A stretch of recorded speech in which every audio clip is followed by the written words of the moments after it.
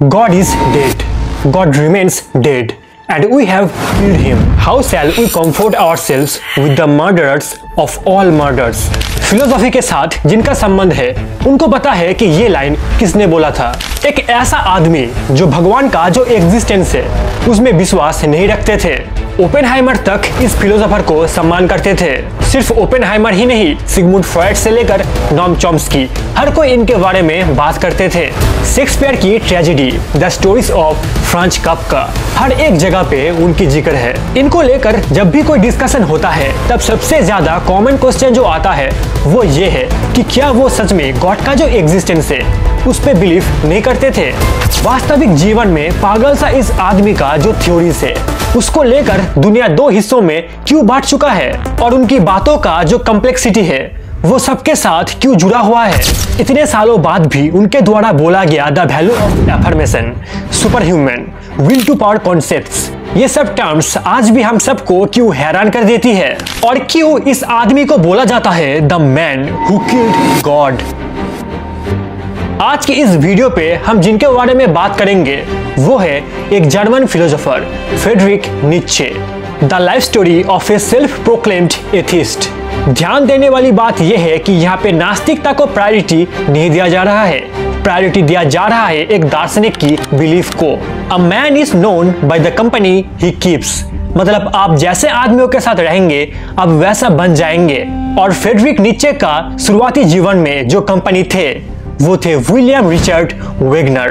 बहुत ही कम उम्र में विलियम रिचर्ड वेगनर के साथ उनका परिचय होता है। फ्रेडरिक नीत्शे को ये बात तो समझ में आ गया था कि म्यूजिक और लिटरेचर को लेकर उनका जो इंटरेस्ट है वो बहुत ज्यादा है। इसके बाद नीत्शे बोर्डिंग स्कूल में जाते हैं और वहाँ पे स्टडी ऑफ रिलीजियन, थियोलॉजी और फिलोसॉफी के साथ उनका मुलाकात होता है।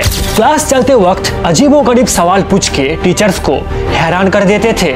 और इसी बीच उनके जीवन में एक और कंपनी आते हैं और वो थे German philosopher Arthur Schopenhauer. Schopenhauer की the godless world view, the value of art, the philosophy of pessimism को देखकर नीत्शे बहुत ज्यादा प्रभावित हो गया था। एक और बात यह है कि शोपेनहावर फॉलो करते थे transcendental idealism by Immanuel Kant. इस आइडियलिज्म में ये बोला जाता है कि इस ब्रह्मांड को लेकर जो ज्ञान है वो हमारा जो एक्सपीरियंस है बस उतना ही है। मतलब हम जीवन में जो कुछ भी देखते हैं उसी से ही इस वर्ल्ड को डिफाइन करने की कोशिश करते हैं। इससे बाहर इस दुनिया के बारे में हमें ज्यादा जानकारी नहीं है। शोपेनहावर की फिलोसॉफी का असली कहना यह था कि इंसान कभी भी पूरी तरह से संतुष्ट नहीं हो सकता और इसका जवाब भी बहुत आसान है क्योंकि इंसानों का चाहत, उनकी डिमांड कभी खत्म नहीं होता। एक डिमांड खत्म होते ही दूसरी डिमांड आ जाती है और यही कंसेप्ट बुद्धिज्म के साथ मैच हो जाता है जहाँ पे ये बोला जाता है कि इंसानों का जो डिमांड है वही उनके दुख का असली कारण है। शोपेनहावर डिमांड और सेल्फ डिनाइल ये दोनों चीजों को छोड़कर इंसानों को जिंदगी जीने के लिए सलाह देते हैं। शोपेनहावर और वेगनर ये दोनों आदमी नीत्शे की जो थॉट प्रोसेस है उसको पूरी तरह से बदल के रख देते हैं और इसी वजह से नीत्शे एक किताब लिखते हैं जिसका नाम था द बर्थ ऑफ ट्रेजेडी। इस किताब में नीत्शे मेनली ग्रीक माइथोलॉजी को डिस्कस करते हैं जिसके थ्रू समाज और इंसान की जो असली चेहरा है, जो असली रूप है उसको सबके सामने लाते हैं।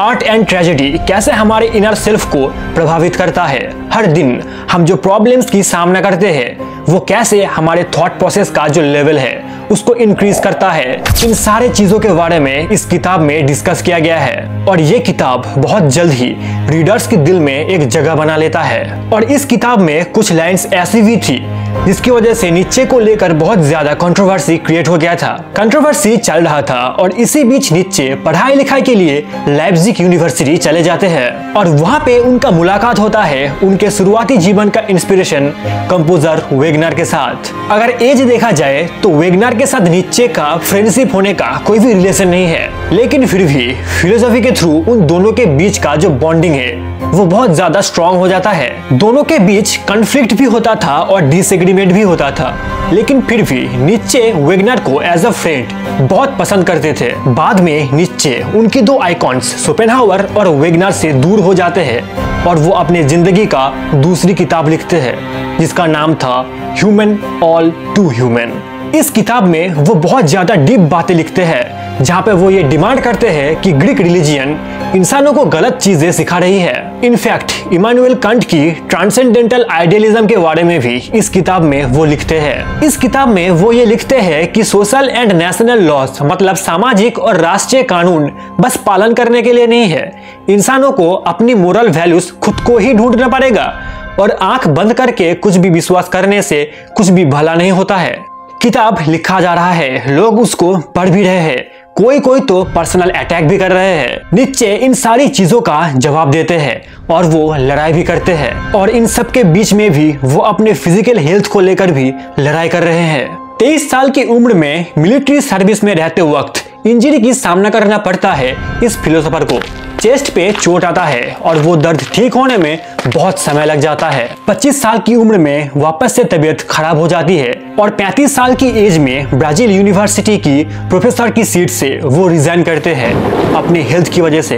आंखों में प्रॉब्लम, माइग्रेन में दर्द, उसके साथ वॉमिटिंग, तबीयत बहुत ज्यादा खराब हो जाती है। फिजिकल हेल्थ तो खराब चल रहा था, लेकिन इसी बीच वो ये डिक्लेयर करते हैं कि द गॉड इज डेड।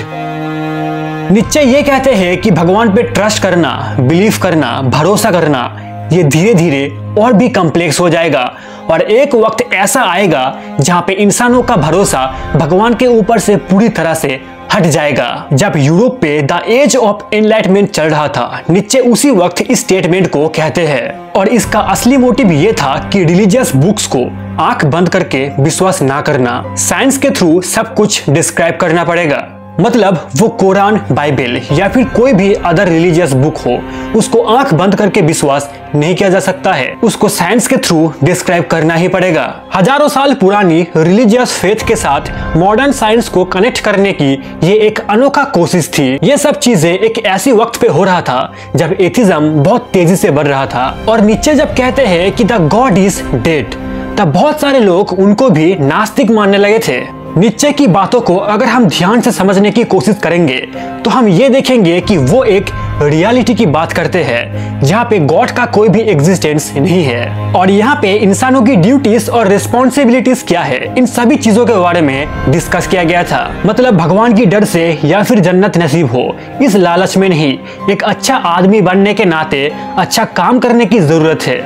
और यही था उनका थॉट्स। जब वो देखते हैं कि उनकी बातों को लेकर, उनकी किताबों को लेकर एक बड़ा सा कंट्रोवर्सी क्रिएट हो गया है, तब वो इस पूरी चीज को डिस्क्राइब करने के लिए एक और किताब लिखते हैं और जिसका नाम था ऑन द जेनेलॉजी ऑफ मोरल्स। इस किताब में दो मोरालिटी की बातें सबसे पहले उठ के आती है। एक है मास्टर मोरालिटी और दूसरा है स्लेव मोरालिटी। समाज में जो अपर कास्ट के लोग थे और जो लोअर कास्ट के लोग थे और उनके बीच में मोरालिटी का जो डिफरेंस था वो तब एक बहुत वाइटल फैक्टर था और इस किताब में मेनली इसी चीज के ऊपर डिस्कस किया गया है। और बाइबल में सजा देने के लिए जो बातें लिखा गया था वो एक इंसान की मेंटल हेल्थ को खराब कर सकता है और इस चीज के बारे में भी वो कहते हैं। नीचे का मानना ये था कि समाज में जो भी पॉलिसी या फिर रिचुअल्स है उसका कोई भी मतलब नहीं है और जो आदमी इन सभी चीजों को आंख बंद करके मानता चला जाएगा वो धीरे धीरे डिप्रेस्ड हो जाएगा।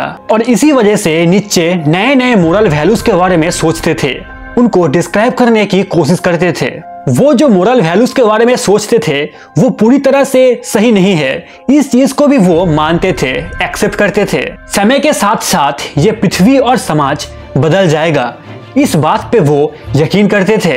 नीचे की इस किताब को लेकर जब चर्चा हो रहा था तब वो एक और थ्योरी लेके आते हैं जिसका नाम था the value of affirmation. Every day हम बहुत सारे फीलिंग्स की सामना करते हैं, जैसे कि गुस्सा होना, खुश होना या फिर दुखी होना। वैल्यू ऑफ एफर्मेशन की मेन बात तो ये था कि जिंदगी में जो कुछ भी आए उसको उसी वक्त एक्सेप्ट करना जरूरी है। नीचे की इस थ्योरी को अगर हम मान लेते हैं तो हमारी जिंदगी में दुख, दर्द ये सब नहीं रहेगा, क्योंकि ये सब ह्यूमन लाइफ में एक इनसेपरेबल पार्ट है। नीचे कहते हैं कि हमारी बॉडी में जो पेन होता है, जो ट्रॉमास होता है, उसको भी एक्सेप्ट करना पड़ेगा, क्योंकि तबीयत खराब ना होने पे तबीयत अच्छा रहने का जो वैल्यू है वो हम नहीं समझेंगे।